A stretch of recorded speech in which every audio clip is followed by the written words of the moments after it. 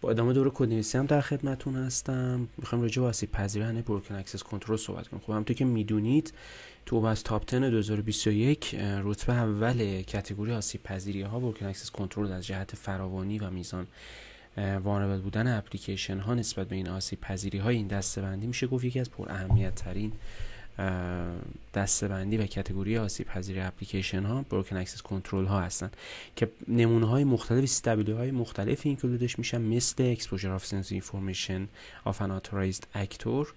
به این معنی که یک اتکر و مهاجم بتونه به واسطه یک در واقع مسیر مشخص، یک اندپوینت مشخص، یک کانتکست ریکوست مشخص بتونه یک عملیات یا اکشن رو انجام بده. و یک لب رو اگه آزمایشگاه رو بخوایم توی این بخش انجام میدیم، میتونیم توی پرسیوگر اکسس کنترل رو سرچ بکنیم، لب اول رو باز بکنیم و یک نمونه آسیب پذیری این دسته‌بندی رو ببینیم که چطور میتونه مهاجم به واسطه بروکن اکسس کنترل وانربیلیتی ها یک فانکشنالیتی که مربوط به ادمین هست رو انجام بده. برای دیتک کردن این آسیب پذیری خب خیلی راحت میتونیم ابتدا استاکیم ببینیم اون سامانه چند لول و چند رول اتوریزیشن و اتنتیکیشن و نحوه اتنتیکیشن اتوریزیشنش رو اندازه و رول هایی که اینکلود هستن تو اون فرایند اتنتیکیشن و اتوریزیشن رو بررسی بکنیم. تو گام بعدی بتونیم تلاش بکنیم یک کاربری به عنوان کاربر گس یا نورمال یوزر چطور میتونه اسکیلیت بکنه و یک عملیاتی رو که متعلق به یک رول و یک ورکفلو مشخص اتورایزد هستش رو اجرا بکنه. برای مثال تو این لبی که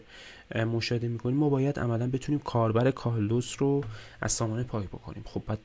ابتدا ببینیم که آیا این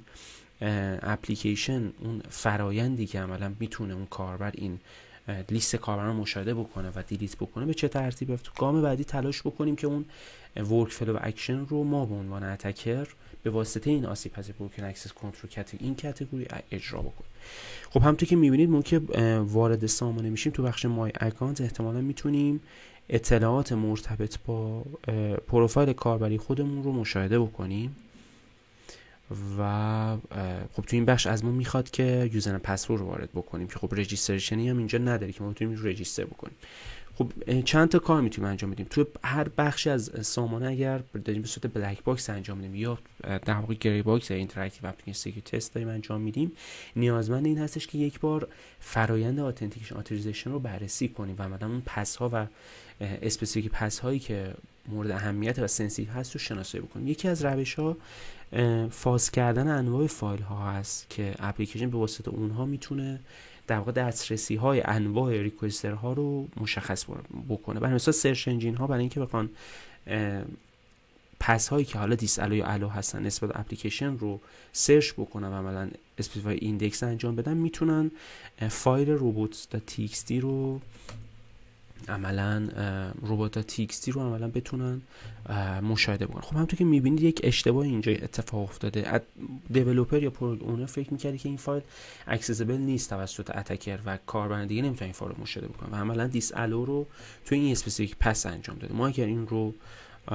عملا مشخص بکنیم و ریکوست بدیم، میتونیم لیست کاربران رو مشاهده بکنیم به صورت آن اتنتیکیت